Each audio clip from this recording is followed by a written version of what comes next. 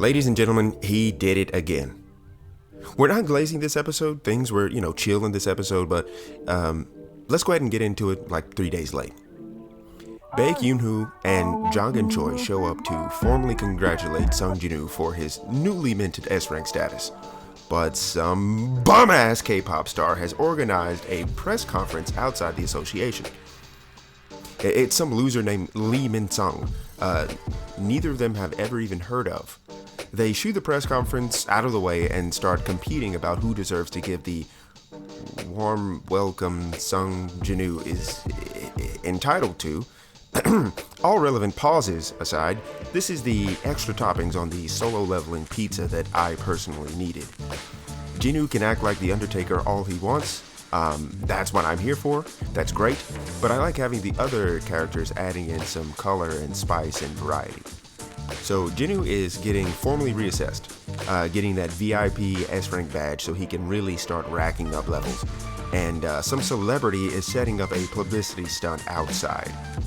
It cuts to Jinna watching, sister leveling on her phone, and her friend watching the press conference of the actor who is spouting some, classic main character bullshit to the press. His security guard wants to block Jinwoo from getting in, and Chairman Go, my dog, shows up looking like a mentally stable Korean Vince McMahon. Chairman Go welcomes him inside, and Manager Woo blocks Lee Min-sung, even though he's about to go live on Rumble, I guess. He hits him with the Horatio stare, and Buddy backs down. Baek Yoonhoo and Jongin Choi are waiting outside the Kaiju number 8 bunker they're going to test Jinwoo's powers in. The attendant asks him about his powers, and this stingy nigga Jinwoo says he can summon fighters, and he summons one fucking fodder soldier. Bro, the cat's out of the bag. Everyone saw you solo an A-rank dungeon. It's over. Everyone knows you're an S-rank. Chairman Go calls him out on it. He says, brother, I can literally hear your theme song playing in the background. Come on. So Buddy drops the extended mag for the drum and summons 100 shadows. Chairman Go is shook. Jongin Choi is shook. Baek Yoonhoo is also shook. And we get a solid feeling for where he stands. He's stronger than Cha Hae-in, Baek Yoonhoo, and Jongin Choi, at least in terms of, raw horsepower. Now, with that done, he's walking out, looking at his badge like, damn, he's finally made it. He walked right past Jongin Choi and Baek Yoonhoo, but at least he acknowledges their existence this time, and through the open doors, and right into fame.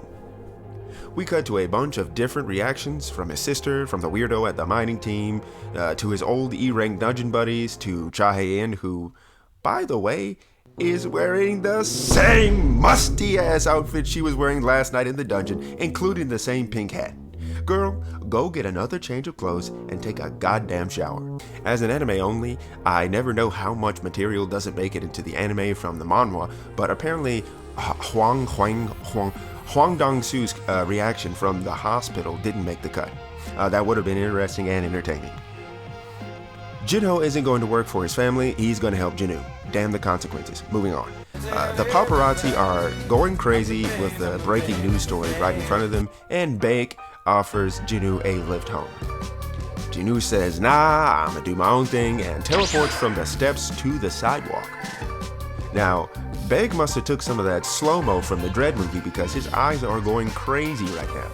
I don't know if they're implying that Jongin Choi isn't surprised at how fast Jinwoo is, or if Baek is just surprised that he's clearly faster and more powerful than before, which would be impossible, but that doesn't really matter.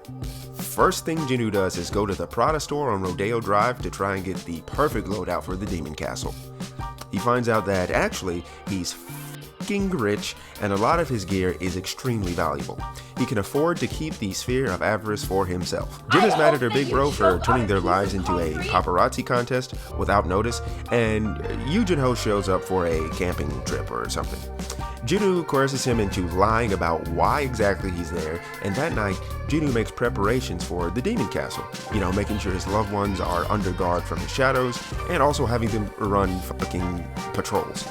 Jinwoo drops him off so he can go into the dungeon, and he shows up dripped out in his Hueco Mundo fit, and beams off to the 75th floor where he left off.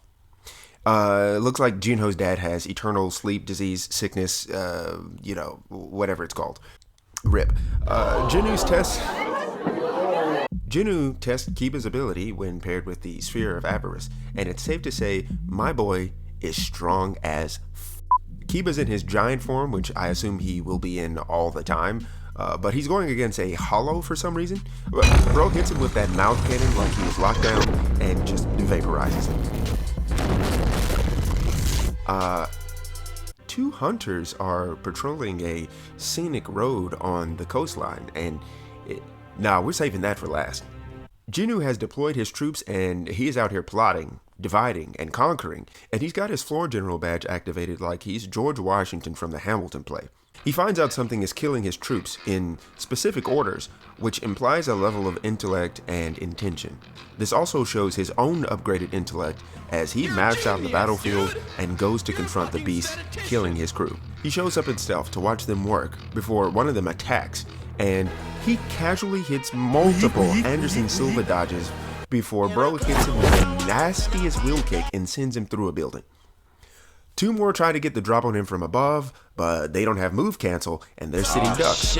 Buddy draws the daggers and slices them up like a slap chop. Junho lets that dark passenger out for a second with the most devious Joker smile as he asks the actual hot demon bitch near him whether magic beasts can feel fear or not. Okay, shout out to Vegeta.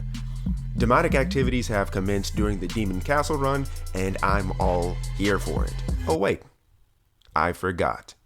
Two hunters are on patrol right on the coast, walking down the road, and they come across a fucking monstrosity standing in the road like a fucking serial killer. What the fuck is this nasty ass freak standing hunched over in the street? Hell no. Hell no, hell no, hell no. Turn around and call for backup immediately. Buster, call the coast right now. The Jeju Island dungeon break has come knocking, and it is clear that the mainland is no longer safe. The ants can fly from the island. This is about to get crazy. Alright, maybe somehow next time I can get a video out quickly enough to be relevant, but who knows. If you made it this far, thanks for tuning in. Junho better hurry his ass up, because the block is getting hot. Peace out.